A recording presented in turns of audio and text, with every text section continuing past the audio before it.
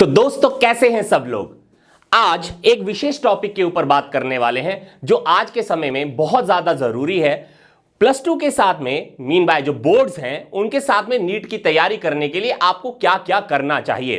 तो देखिएगा, मैंने कुछ पॉइंट्स यहां पर लिखे होंगे बोर्ड्स के ऊपर, जिसको आप जरा ध्यान से पढ़िएगा और मैं उनको आपको सारांश भी बताता चलूंगा कि आपको किस तरह से तैयारी करनी चाहिए। तो पहला पॉइंट जरा ध्यान दीजिएगा, यहां पर क्या लिखा है, understanding the nature of the exam. अब सुनिए, जब मैं ये वर्ड लिख रहा हूं तो इसका मतलब क्या है, अंडरस्टैंडिंग का मतलब क्या है, जरा ध्यान दीजिए। जब बोर्ड्स के एग्जाम होते हैं तो बोर्ड का जब आपका एग्जाम होता है तो उसमें दो तरह के क्वेश्चन पूछे जाते हैं। एक आपके पास जिसको बेसिकली आपने सब्जेक्टिव तरह से राइट डाउन करना है, मीन बाय आपको आंसर राइट डाउन करना होता है, और दूसरी तरह के जो आपके पास क्वेश्चन रहते हैं वो एमसीक्यू बेस्ड रहते हैं। इसका मतलब ये हुआ कि थ्योरेटिकली आपको बहुत ज्यादा स्ट्रांग होना पड़ेगा और उसके बाद आपको प्रैक्टिसिंग ऑफ एमसीक्यूज करना भी बहुत ज्यादा जरूरी होगी। तो ये बोर्ड पॉइंट ऑफ व्यू से है। लेकिन अगर मान लीजिए आप नीट में अपीयर होने के लिए जाएंगे तो वहां पर बेसिकली कोई लेंथी राइट डाउन क्वेश्चंस नहीं करने हैं ना, आपको आंसर्स तो नहीं लिखने हैं, वहां तो बेसिकली एमसीक्यू का ही एग्जामिनेशन होने वाली है। लेकिन ध्यान कर चलेगा, एमसीक्यू सॉल्व करने के लिए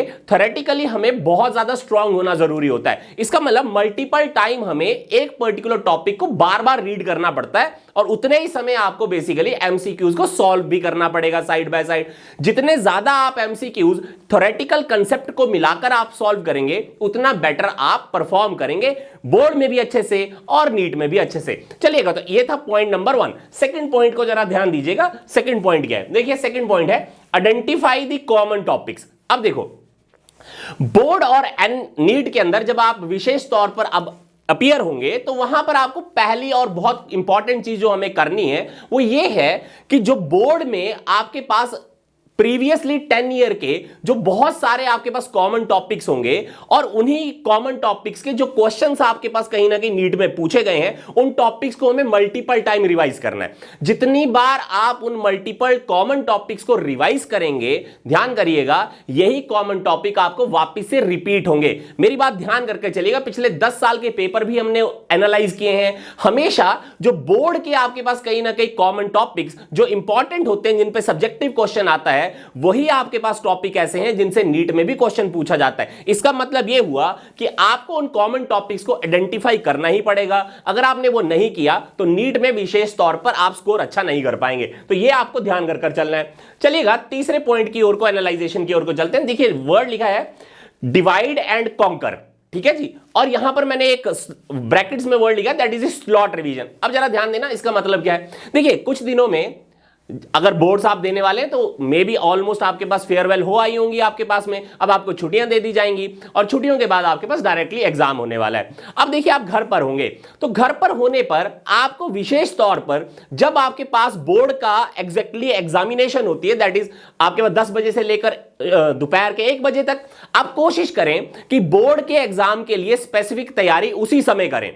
10 to 1 PM, 10 बजे सुबह से दोपहर के ऑलमोस्ट 1 बजे तक ही आपको इन बोर्ड की तैयारी करनी चाहिए। अब आप कहेंगे सर इससे पहले भी तो समय होता है, उसमें आपको क्या करना चाहिए। देखिए, 10 बजे से जो पहले का समय है, मैं हमेशा कहूंगा कि सुबह सुबह जब हम उठते हैं तो हमारा दिमाग पूरी तरह से फ्रेश होता है। तो जो आपने बेसिकली पूरे पिछले दिन को आपके पास पढ़ा हो, आप उसको रिवाइज करने के लिए जाएं, एमसीक्यूज को करने के लिए जाएं, फिजिक्स के टॉपिक्स को इंक्लूड करें जिनको आपको लगता है कि इसमें डिफिकल्टी आती है, केमिस्ट्री के वो टॉपिक इंक्लूड करें जिनमें आपको लगता है डिफिकल्टी है, या उन पर्टिकुलर टॉपिक्स को इंक्लूड करें जिनमें आपको कैलकुलेशंस करने की जरूरत पड़ती है। तो यहां पर आपके पास जो पिछला समय होगा 10 बजे से पहले का, आप कहीं ना कहीं रिवीजन के लिए इंक्लूड कर सकते हैं। 10 बजे से 1 बजे तक आपको सिर्फ बोर्ड्स के उन कॉमन टॉपिक्स को ही पढ़ना है जो सबसे ज्यादा इंपॉर्टेंट होते हैं। अब आपको रिलैक्सेशन का समय भी बीच में चाहिए, लेकिन मैं आपको यह कहूंगा कि अभी रिलैक्सेशन के बारे में ना सोचें।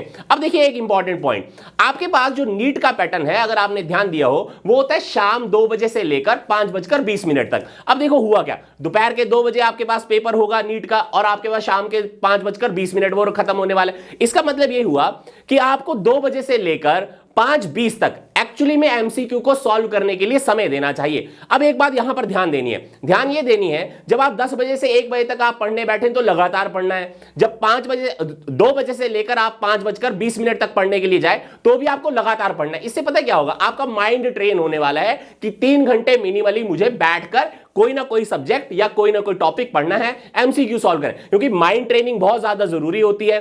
नीट के पेपर के अंदर सिटिंग में आपके पास कहीं ना कहीं डिफिकल्टीज आती हैं, क्योंकि इतना समय हमने पहले कभी डिवोट नहीं किया होता है, तो वहां पर आपके पास पेशेंस चेक भी होगी, बॉडी को अकोमोडेट करने का आपको समय भी मिल जाएगा। तो ध्यान कर चलना, यह इंपॉर्टेंट पॉइंट है। चलिए उसके बाद देखिएगा, आपको एनसीईआरटी को इग्नोर बिल्कुल नहीं करना है। एनसीईआरटी को लाइन टू लाइन रीड करिए और एक कोशिश करिए, मैंने प्रीवियसली भी ये चीज कही है और मैं फिर से उस चीज को एम्फसाइज करूंगा कि आपको एनसीईआरटी की जब लाइन टू लाइन पढ़नी है ना, और एक चैप्टर जब आप पढ़ लें तो कोशिश करिए अपने हिसाब से 20 लाइंस एवरी एनसीईआरटी के चैप्टर से आप खुद एक सेपरेट कॉपी के ऊपर राइट डाउन करिए, जो आपको खुद से लगता है कि इंपॉर्टेंट है और हो सकता है मैं इनको कहीं ना कहीं भूल सकता हूं, क्योंकि आपके पास पूरे चैप्टर में से सिर्फ 20 to 30 लाइंस ही ऐसी रहती हैं आपके पास जहां पर भूलने की आपके पास चेष्टा होती है बच्चे की। तो आपको कुछ नहीं करना है, एक सेपरेट कॉपी बनाइए, एवरी चैप्टर के आपके पास 20 to 30 आपके पास पॉइंट जो आपको लगता है वो इंपॉर्टेंट है उनको निकालिए और वहां पर राइट डाउन करिए। आप रिवीजन का समय जब सुबह निकालें तो उसको बार बार आपको पढ़ लेना चाहिए, तो उससे क्या होगा, वो जो डिफिकल्ट वाली चीजें होंगी वो रिजॉल्व होना शुरू हो जाएंगी। तो याद करके चलना, ये भी इंपॉर्टेंट चीज रहेगी कि एनसीईआरटी को आपको रिवाइज करना है। चलिए उसके बाद देखिए, उसके बाद लिखा है प्रीवियस ईयर के जो क्वेश्चन है एंड एमसीक्यूज, आपको उनको करना है, लेकिन उसको करने के साथ में आपको एक काम और करना है। करना ये है, आपको आंसर्स नहीं देखने। हम क्या करते हैं ना, मान लीजिए एक क्वेश्चन किया और सडनली हम बैक एंड पर उसका आंसर देखने के लिए चले गए, नहीं ऐसा नहीं करना है। आपको एक पर्टिकुलर टाइम स्लॉट बनाना है। मान लीजिए आपने 1 घंटे का टाइम स्लॉट बना दिया कि आपको बायोलॉजी करनी है, 1 घंटे का स्लॉट बना दिया केमिस्ट्री करनी है, 1 घंटे का स्लॉट बनाया फिजिक्स करनी है, तो 3 घंटे आपको साइड बाय साइड नहीं पढ़ना है कि मान लो हमने बीच में ब्रेक दे दिया। 3 घंटे लगातार बैठेंगे और 3 घंटे के अंदर जितने आपके पास बायोलॉजी, फिजिक्स और केमिस्ट्री के क्वेश्चन सॉल्व हो जाएंगे आपसे, आप उनकी एक की खुद से बना लेंगे और उसको बाद में सारे क्वेश्चंस के आंसर्स को चेक करेंगे। अब होगा क्या, बहुत सारे क्वेश्चंस के आंसर गलत हो सकते हैं। अगर वो गलत है तो आपको उनकी एनालिसिस करनी चाहिए। क्या करना चाहिए, एनालिसिस, कि उसका क्या कारण रहा कि आपके वो आंसर्स गलत हो गए। और जब आपको ये पता लग जाए कि उसका गलती क्या थी, या आपके पास कॉन्सेप्ट अच्छा नहीं है, या आपको ऐसा लग रहा है कि किसी कारणवश मुझे लगता है कि मैंने ये गलती कर दी है, उसको राइट डाउन कर लें कि ये गलती क्यों हुई, और उस पर्टिकुलर गलती के लिए आपको ये लगे कि कहीं ना कहीं मेरे को किसी ना किसी कॉन्सेप्ट में कोई दिक्कत है, तो उस कॉन्सेप्ट को उसी समय पढ़िएगा। ऐसा नहीं कि आप बाद में उसको पढ़ने के लिए जाएं, क्योंकि देखिएगा माइंड जो है उसका स्टिमुलस जो है वो खत्म हो जाता है, इसीलिए हम उन चीजों को वापस से रिवाइज नहीं कर पाते हैं। याद करके चलना, अगर मिस्टेक की है, मिस्टेक को उसी समय करेक्ट करें, कंसेप्ट अगर गलत है तो उसको वापस से उसी समय रिवाइज कर लीजिए। अगर आप वो चीज करते रहेंगे तो आप जैसे जैसे एमसीक्यूज करते जाएंगे, देखेंगे आपकी जो टेंडेंसी होगी इंप्रूवमेंट की ओर को बढ़ती जाएगी। ये चीज हमें ध्यान करके चलनी है। चलिए लास्ट पार्ट बहुत ही ज्यादा जरूरी है। मैं आपसे प्रार्थना करूंगा कि आपको रिलैक्सेशन का time between your study include कर चलना चाहिए। अब ऐसा नहीं हो सकता है कि कोई व्यक्ति पूरे 24 घंटे ही पढ़ ले। 24 घंटे पढ़ना किसी की आपके पास में चेष्टा हो ही नहीं सकती और कोई कर भी नहीं पाएगा। इसका मतलब यह हुआ कि जितने घंटे आप पढ़ें उसमें से आपके पास कुछ कुछ पर्टिकुलर स्लॉट्स ऐसे निकालें जहां पर आपको पूरी तरह से रिलैक्स करने का समय भी मिल जाए। अब इसमें एक चीज पक्का इंक्लूड करनी है, वो इंक्लूड ये करनी है, मिनिमम आपको कभी ना कभी 5 घंटे की नींद पूरी की पूरी करनी है। और मैं ये नहीं कह रहा कि आप रात को ही करिए वो चीज, आपको दिन में भी हो सकता है कि आप 5 घंटे निकालें, ये भी हो सकता है कि आपको शाम के समय वो 5 घंटे निकालें। कई बच्चे होंगे जो रात को ही निकालें। मेरा ये मतलब नहीं है कि आप बेसिकली 5 घंटे जो है रात को निकालें, दोपहर को निकालें या सुबह नहीं। जब भी आपको ये लगे कि जिस पर्टिकुलर सिटिंग में आपको ज्यादा बढ़िया लगता है, क्योंकि कई बच्चे ऐसे होंगे जिनको ऐसा लगेगा बेसिकली कि सुबह का जो स्लॉट है वो अच्छा होता है, कईयों को लगेगा कि शाम का स्लॉट अच्छा होता है, कईयों को लगेगा कि मैं रात को बहुत अच्छे से पढ़ सकता हूं। तो जो रात को उसको दिन में सोना पड़ेगा, जो दिन में पढ़ रहा होगा उसको दोपहर को सोना पड़ेगा, और जो दोपहर को पढ़ रहा होगा उसको शाम को सोना पड़ेगा या रात को सोना पड़ेगा। तो आप अपने टाइम शेड्यूल के हिसाब से सोने के लिए मिनिमली 5 घंटे आपको निकालना जरूरी है।